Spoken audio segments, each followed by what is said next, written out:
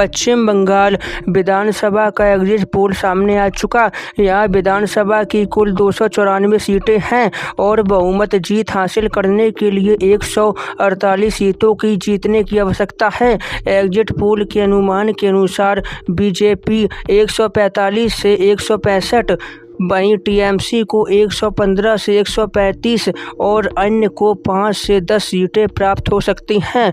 मतदाता के बढ़ते हुए प्रतिशत और महिला मतदाताओं के भारी उत्साह से राज्य में स्पष्ट रूप से सत्ता परिवर्तन के संकेत मिल रहे हैं।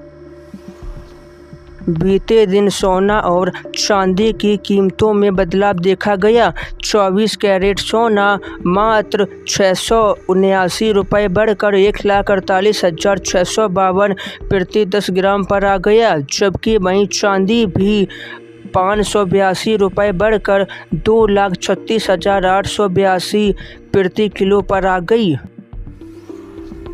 मई से महंगी होंगी सिगरेट, 17% तक बढ़ेंगे दाम, हर पैकेट पर पड़ेगा बोझ। सिगरेट की कीमतों में करीब 17% तक की बढ़ोतरी होने वाली है, जिसका असर प्रीमियम और सस्ते दोनों ब्रांड्स पर पड़ेगा। उदाहरण के लिए 115 वाला प्रीमियम पैकेट मई से 135 रुपये तक पहुंच सकता है। उत्तर प्रदेश के छात्रों के लिए यूपी की योगी सरकार ने बड़ी सौगात दी। अब कक्षा पहली से लेकर 8 तक के स्टूडेंटों को फ्री स्कूली बैग वितरित किए जाएंगे और इस योजना के लिए यूपी की योगी सरकार ने 350 करोड़ के बजट का भी प्रावधान रखा है। यह स्कूली बैग की धनराशि सीधे माता पिता अभिभावक के बैंक अकाउंट में पहुंचा दी जाएगी। 1 मई यानी आज से बढ़ जाएंगे दूध के दाम। बेरका डेयरी ने 20 रुपये प्रति किलोग्राम रेट की बढ़ोतरी की है। हर महीने होगा 100 करोड़ का फायदा डेयरी फार्मर्स को लाभ पहुंचाने के लिए डेयरी कंपनियों का ऐसा कहना है। राजधानी दिल्ली में ई रिक्शा वालों के लिए नया नियम लाया जा रहा है। दिल्ली सरकार ने 15 मई से रजिस्ट्रेशन पंजीकरण फिर से शुरू कर दिए हैं। ई रिक्शा का दिल्ली की रेखा गुप्ता सरकार का एक व्यापक ई रिक्शा नीति पर काम कर रही है, जिसके तहत अब ई रिक्शा का न्यूनतम किराया भी फिक्स किया जाएगा। 10 से 20 रुपये रखने के बीच का प्रस्ताव है। ममता बनर्जी को 20,000 से ज़्यादा वोटों से हराऊंगा, शुभेंदु अधिकारी का बड़ा दावा। साथ में कहा, हिंदू मतदाताओं ने इस बार खुलकर वोटिंग की है और इसे परिवर्तन के लिए वोट बताया। तो वहीं ममता बनर्जी बोली, हम 2/3 बहुमत से जीतेंगे। वहीं अखिलेश यादव भी बोले, ममता दीदी बंगाल में ऐतिहासिक वोटों से जीतने जा रही हैं। बंगाल की जनता ने बड़े पैमाने पर उनके पक्ष में मतदान किया है। अब बिना पिन के भी हो जाएगा पेमेंट। आईसीआईसी बैंक की तरफ से नया बायोमेट्रिक फीचर लॉन्च किया गया, तो अब आईसीआईसीआई बैंक के यूपीआई से भुगतान करने के दौरान 5,000 से कम के पेमेंट के लिए यूपीआई पिन डालने की ज़रूरत नहीं होगी। अब आपके फ़ोन की फिंगरप्रिंट या फेस आईडी से ही डायरेक्टली पेमेंट हो जाएगा। बिहार में स्मार्ट ट्रैफिक सिस्टम की तैयारी। पीपीपी मोड पर लगेंगे 500 स्मार्ट एआई कैमरे और साथ में झारखंड में 2 चरणों में शुरू होगी जनगणना। पहली चरण आज से यानी 1 मई से लेकर 14 जून तक चलेगी। यूपी के बिजली उपभोक्ताओं के लिए बड़ी अच्छी खबर है। अब आपका मई यानी कि इसी महीने 1.5% तक कम आएगा बिजली का बिल, क्योंकि ईंधन अभिभार शुल्क यानी फ्यूल सरचार्ज में थोड़ी राहत दी गई है। ऐसा उत्तर प्रदेश विद्युत उपभोक्ता परिषद की तरफ से बोला गया।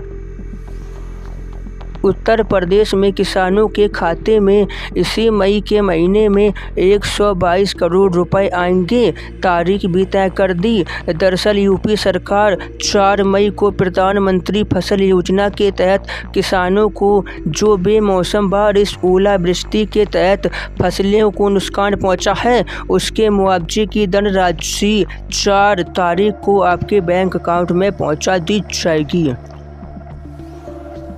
बिहार के नए मुख्यमंत्री सम्राट चौधरी की कैबिनेट बैठक हुई, जिसमें कुछ महत्वपूर्ण फैसले लिए गए।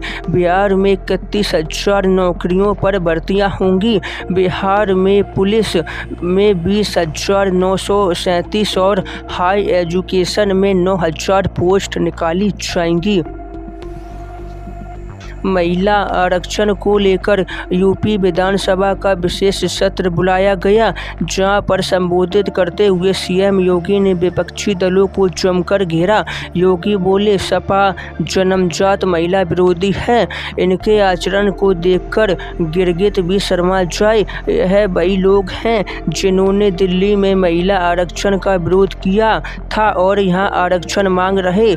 इस दौरान सीएम योगी ने कांग्रेस को महिला आरक्षण की राह में सबसे बड़ा रोड़ा बताया। सीएम ने कहा कि यह सत्र आधी आबादी को समर्पित है, नारी सुरक्षा सरकार की पहली प्राथमिकता है। सीएम ममता बनर्जी ने दूसरे दौर की वोटिंग के बाद टीएमसी की 200 सीटों पर जीत का दावा करते हुए बीजेपी पर हमला बोला। कहा, वो चारों तरफ से अत्याचार कर रहे हैं। पीएम और गृह मंत्री खुद दखल दे रहे हैं। उनके मतदाता नहीं हैं, इसलिए सेंट्रल फोर्स लगा रहे हैं। सेंट्रल फोर्स भी उनके एजेंटे की तरह काम कर रही है।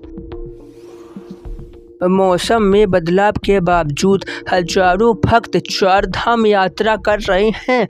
सरकार के अनुसार शुरुआती सिर्फ 10 दिनों के अंदर अब तक 4 लाख से ज़्यादा श्रद्धालुओं ने चार धाम के दर्शन किए। अकेले केदारनाथ में एक हफ्ते के अंदर 2 लाख से भी ज़्यादा भक्तों ने बाबा केदारनाथ जी के दर्शन किए। गंगोत्री, यमुनोत्री और बद्रीनाथ धाम में भी भारी भीड़ दिन प्रतिदिन उमड़ती जा रही है।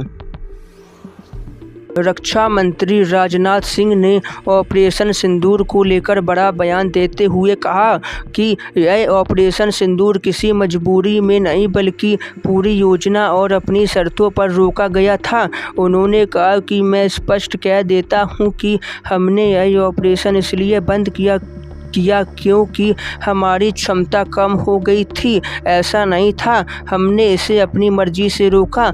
ज़रूरत पड़ेगी तो हम लंबी लड़ाई के लिए पूरी तरह तैयार हैं। तो बस आज की खबरों को हम यहीं पर समाप्त करते हैं। वीडियो लाइक, चैनल को सब्सक्राइब करें। धन्यवाद।